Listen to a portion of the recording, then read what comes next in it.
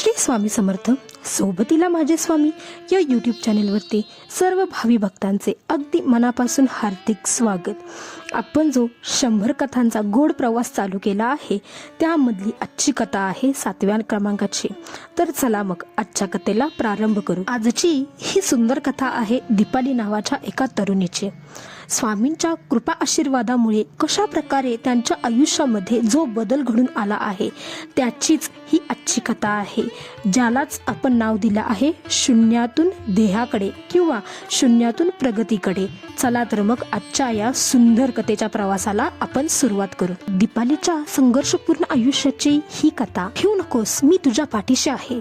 ह्या शब्दांचा अर्थ त्यालाच समजतो ज्याच्या आयुष्यात कधीही अंधार जो आहे तो पुसत नाही, त्याच्या आयुष्यात सुखाची जी किरणे आहेत ती केव्हाच दिसत नाहीत, ज्याच्या आयुष्यात सारं कष्ट असतं, आशेचा किरणही दिसत नाही आणि त्याच्यानंतर जो काही चमत्कार घडतो तोच म्हणजे भिऊ नकोस, मी तुझ्या पाठीशी आहे, म्हणजेच आपले श्री स्वामी समर्थ। दीपाली ही अगदी खेडेगावात राहणारी मुलगी, मध्यमवर्गीय असल्यामुळे घराची परिस्थिती जेमतेम। वडील जे होते ते होते शेतमजूर, आई घरकाम करायची आणि दारिद्र्य हे तर त्यांच्या 5वीलाच पुजलं होतं। अशी काही परिस्थिती दीपालीची होती। पण दीपालीला अधिकारी व्हायचं होतं, पण घरची परिस्थिती इतकी बेताची होती की रात्रीचं एक वेळेस जेवण मिळेल की नाही याची सुद्धा खात्री नव्हती। दीपाली तिच्या आईशी सतत एक गोष्ट बोलत असायची। ती म्हणायची तिच्या आईला, आई मला खूप शिकायचं आहे ग, या परिस्थितीतून या दारिद्र्यातून मला तुम्हाला दोघांना बाहेर काढायचं आहे। दीपालीची आई तिला नेहमी म्हणायची, हो बाळा तू नक्की अधिकारी होशील, पण त्याचबरोबर त्या हे सुद्धा म्हणायच्या, आपली परिस्थिती तुला माहिती आहे, आपलं फक्त एकच लक्ष असलं पाहिजे, आपलं आज पोट कसं भरेल। पण दीपालीने काही आपली जिद्द सोडली नाही। तिने सर्व जुनी पुस्तके गोळा केली आणि स्पर्धा परीक्षेचा अभ्यास करण्यास प्रारंभ केला। पण दीपाली ज्या वेळेस पुस्तकांची जमवाजमव करत होती त्यावेळेस मात्र बाहेरचे लोक तिला खूपच टोमणे द्यायचे, खूपच तिला त्रास द्यायचे। स्पर्धा परीक्षेचा अभ्यास चालू केल्यामुळे दीपालीने घराच्या बाहेर पडणं अगदी बंदच केलं होतं। तिचा अभ्यास आणि ती ही दोनच समीकरणं तिच्या आयुष्यामध्ये उरली होती। तिच्या आजूबाजूचे जे लोक होते ते तिला नेहमी आणि सतत म्हणत असायचे, काय शिकून एवढा उपयोग आहे, कशाला एवढं शिकतेस तू, काहीच उपयोग होणार नाही, लग्नच तर करायचं आहे, लग्न झाल्यानंतर तर मुलं आणि चूल एवढंच सांभाळायचं आहे, शिकू नकोस तू, तुझी काय परिस्थिती बदलणार नाही। शेजाऱ्यांचे टोमणे पण तिच्या काळजाला मात्र छिद्र करून जायचे।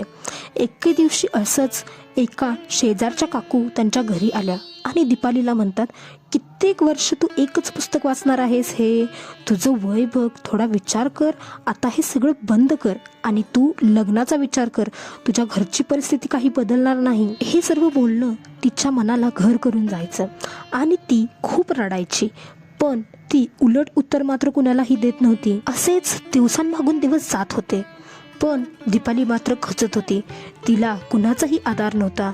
तिला नेहमी असं वाटत असायचं की आपण लोकांसाठी फक्त हसू बनून राहिलो आहोत, बाकी दुसरं काही नाही। स्पर्धा परीक्षा करून आपण खूप मोठा गुन्हा केला आहे की काय असं तिला वाटत होतं, कारण घरात खायची परिस्थिती नव्हती, हातात पैसे नव्हते, एवढं जास्त शिकून नोकरी नव्हती, त्याच्यामुळे ती आतल्या आत खूपच तुटत होती।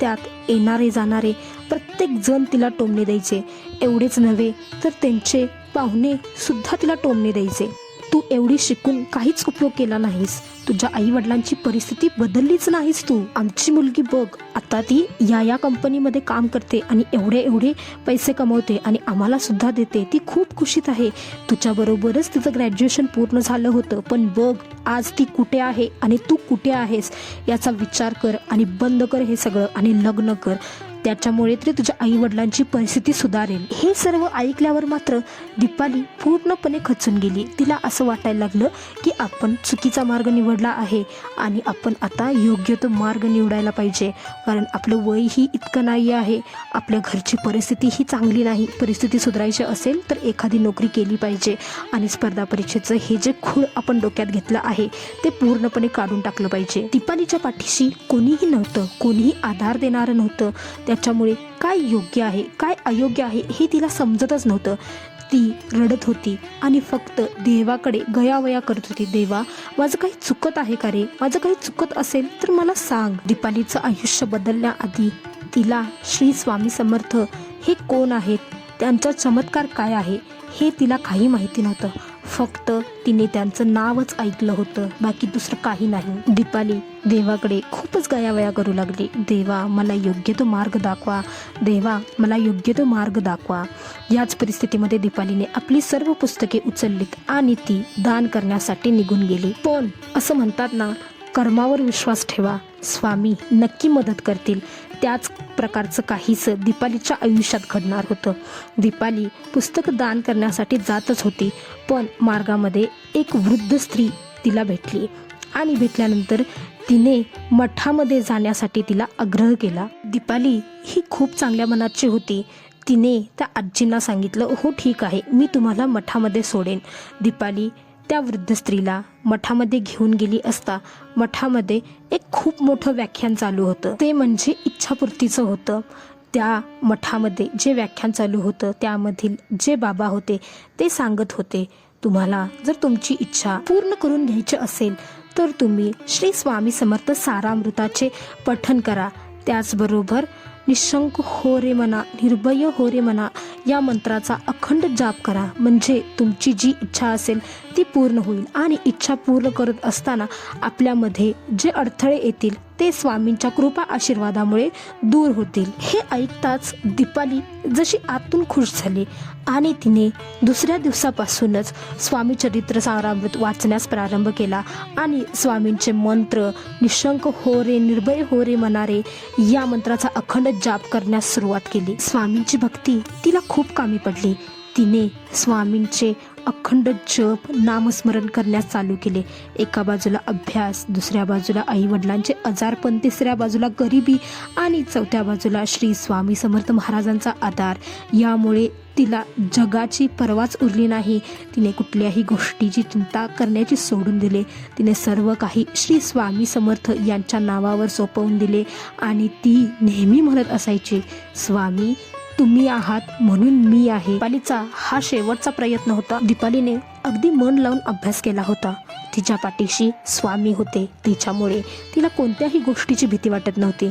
दीपाली परीक्षा देण्यासाठी सज्ज झाली होती आणि परीक्षा केंद्रावरती गेल्यानंतर मात्र तिचे हातपाय लटपटू लागले आणि तिला एक वेगळीच ऊर्जा मिळाली. पण ही ऊर्जा तिला श्री स्वामी समर्थ महाराज यांच्या नावामुळे मिळाली आणि त्यांचा जय जयकार केल्यामुळेच तिला ही ऊर्जा मिळाली होती. दीपालीची ही अंतिम परीक्षा होणार होती, कारण वयाची अट असल्यामुळे. म्हणून तिला कुठल्याही परिस्थितीमध्ये ही परीक्षा पास होणं तिच्यासाठी खूपच गरजेचं होतं. पेपर अगदीच कठीण होता, पण तिला असं वाटत होतं की तिच्या पाठीशी कोणीतरी उभा आहे तिला आधार देण्यासाठी. पेपर संपले आणि मात्र रिझल्टची प्रतीक्षा ही प्रत्येकालाच होती. त्याचप्रमाणे दीपालीला सुद्धा होती. दिवसामागून दिवस जात होते आणि तो दिवस उगवला ज्याची प्रतीक्षा दीपालीला होती आणि तिचं सिलेक्शन झालं होतं. स्वामींच्या कृपा आशीर्वादामुळे तिला जी पोस्ट पाहिजे होती त्यामध्येच तिचं सिलेक्शन झालं होतं. तिने रिझल्ट लागल्यानंतर स्वामी समर्थ महाराजांच्या नावाचा जय जयकार केला. भावी भक्तांनो, नेहमी एक गोष्ट लक्षात ठेवा, तुमचे प्रयत्न जर प्रामाणिक असतील, तुमची इच्छाशक्ती जर अढळ असेल तर नशिबालाही तुमच्या समोर झुकावेच लागते, पण त्याच्याबरोबर श्रद्धाही असावी लागते. फक्त एकदा दयेने, प्रेमाने आणि हृदयातून श्री स्वामी समर्थ ही हाक देऊन तर बघा, नक्कीच स्वामी आपल्या सर्वांना म्हणतील, भिवू नकोस, मी तुझ्या पाठीशी आहे. अशक्य ही शक्य करतील स्वामी श्री स्वामी समर्थ. भावी भक्तांनो, जर तुम्हाला दीपालीची ही संघर्षाची यशोगाथा आवडली असेल तर हा व्हिडिओ त्या तुमच्या मित्राला किंवा त्या तुमच्या मैत्रिणीला नक्की पाठवा जी अपयशाने पूर्णपणे खचली आहे. याच प्रकारच्या खऱ्या आयुष्यातील श्री स्वामी समर्थ महाराजांच्या चमत्कारिक कथा ऐकण्यासाठी या चॅनलला नक्की लाईक करा, शेअर करा, सबस्क्राईब करा आणि कमेंटमध्ये श्री स्वामी समर्थ महाराजांच्या नावाचा जय जयकार करायला विसरू नका. धन्यवाद.